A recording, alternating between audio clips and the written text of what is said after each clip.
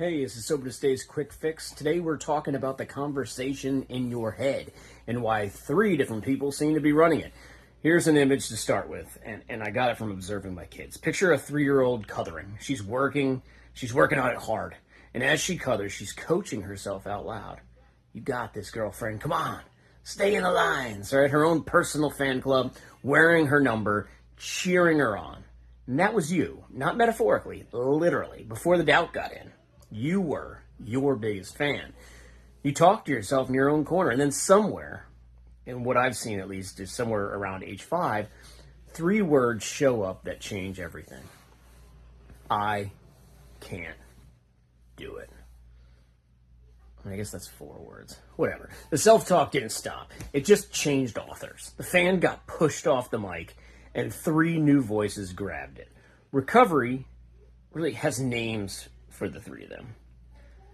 3 voices all running at the same time, all competing for one microphone in, I guess, your prefrontal cortex. And here's the part that should hit you. Only one voice can be on the mic at a time. Which means the question isn't how do I get rid of the bad voices? The question is, who am I handing the microphone to right now? So let's meet the 3. First up, you got the perfectionist. This is the director of the whole production. The perfectionist sets the standard, usually somewhere in the stratosphere, and everything else in your head gets measured against it. That wasn't good enough. You should be further along. Why can't you just get it right? And the perfectionist isn't loud, all right? But it's the most powerful of the 3 because it writes the script the other 2 perform. If the perfectionist sets the bar at, say, superhuman, nothing you do is ever going to clear it. And in recovery, the perfectionist is the voice that says, I should be further along by now. Real recovered people don't still struggle with this. If I really meant it, I wouldn't have these thoughts. That's a setup, right? That's a bar nobody clears. And it's writing the conditions for you to fail your own test. Then you have, the next voice is the pusher. This is the taskmaster. The pusher's job is to execute the perfectionist standards, no matter what the human carrying it actually needs. More faster, why are you resting? That was good, but what's next? The pusher isn't really mean exactly. It's just permanently unsatisfied on your behalf. And the pusher always runs on scarcity. It only sees what it isn't there yet, never what's already done or what you already have.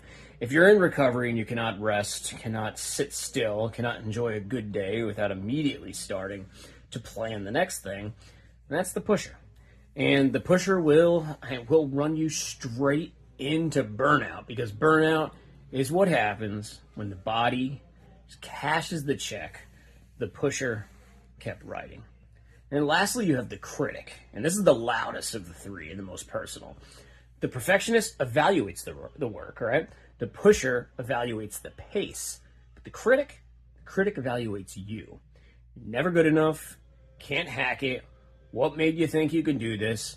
You're a fraud, and they're gonna find out.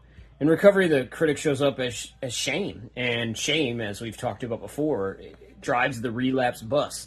The thing nobody mentions about the critic is that all of its ammunition comes from the perfectionist standards. The critic isn't generating its own material, right? It's just reading from a script the perfectionist wrote, which is why fighting the critic head on rarely works. You don't win the argument. You can't change. You can change who's writing the script. And here's the structural thing that matters. You got to recalibrate the perfectionist. And when you do, the other 2 lose most of their power. So set a human scale standard, and the pusher has nowhere to push you toward.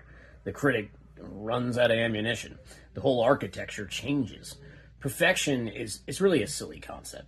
And which is why I guess pencils have erasers. Most of us have been running our internal lives without pencils. Just permanent ink and a long list of mistakes. Now, here's the part that should make all of this feel, I guess, actionable. The neuroscience is on your side. I mean, language has one proprietor in the brain, and that's the prefrontal cortex. That means even though you have multiple voices competing for the microphone, only one of them actually, really gets to use the language part of your brain at any given time. So you, and by that I mean like the conscious you, the one listening to this right now, chooses which one. And that's not a metaphor. That's the hardware. That's how the hardware works. You don't get to silence the voices. You get to decide which one you're handing the mic to. So the fix. Again, we'll do 3 steps. Step 1, catch who's at the mic. So whatever's running in your head right now, that's one of the voices. I should be further along. That's the perfectionist. I have to do more. I can't rest yet. That's the pusher. I'm a fraud. I always was. Obviously the critic. Your job isn't to argue with whichever voice is talking. Your job is to notice which one has the microphone. Oh, that's the critic. Naming the voice is half the work, because the second you hear it as a voice instead of as the truth, it stops being you. You put distance between you and it. It's just one of the speakers in the room. Step 2, aim at the perfectionist, not the critic. So most people in recovery spend years arguing with the critic and getting nowhere. The critic, though, isn't the boss. The critic is like the mouthpiece. Go upstream. What's the unreachable standard the perfectionist set that the critic is using to shame you? I should be over this by now. I shouldn't still want to drink. I should already be the person I'm trying to become. Those shoulds are the source code. Find one of them and rewrite it on human terms. I'm a person who used to drink, and I don't anymore. That's the whole job.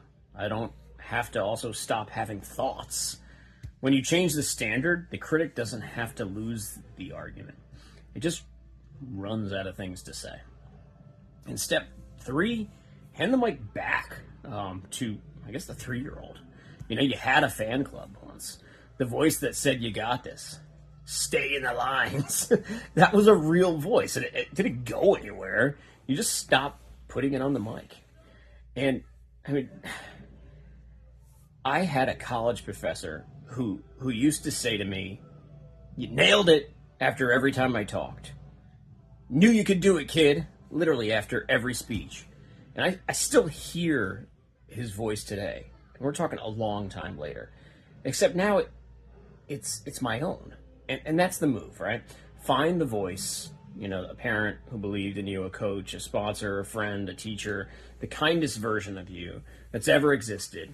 And put that one in the microphone. Not in your head, out loud, if you can, right? You got this. That was hard, and you did it anyway. You're allowed to be this person. And it feels weird at first because the critic has had a long run, really. But every time you hand the mic to the encourager, the voice gets a little stronger. And eventually, this is the thing, that the encourager's voice becomes yours. Not as a borrowed line, as your actual interior. The professor becomes you, became me. All right, you didn't choose the voices, but you choose the microphone. That's an extraordinary amount of power. That is, if you remember to use it. You used to know how to do this. So you're not learning a new skill. You're recovering one you had at age 3. See you soon.